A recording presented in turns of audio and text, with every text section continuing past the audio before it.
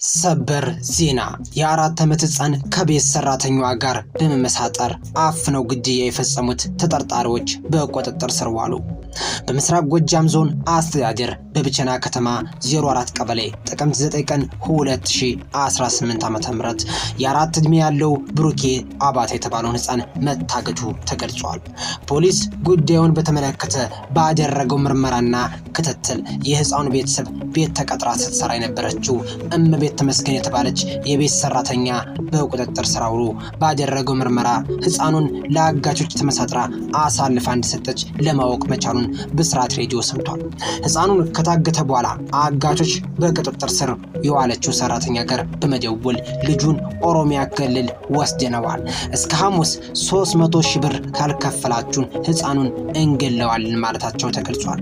ይሁንና በድርድር 60 ሺህ ብር እንዲከፍሏቸው ተስማምተው አጋቾች 20 ሺህ ብር እንደተከፈላቸው ተጠቁሟል።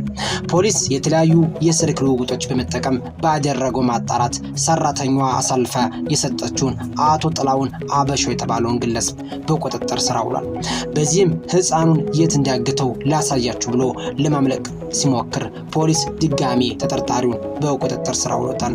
በዚህ ሁኔታ ላይ እንዳለ ሕፃን ብሩክ አባተ ከከተማ ውጭ ባለ የእርሻ መሬት ተገሎ ተጥሎ እንደተገኘ ተገልጿል።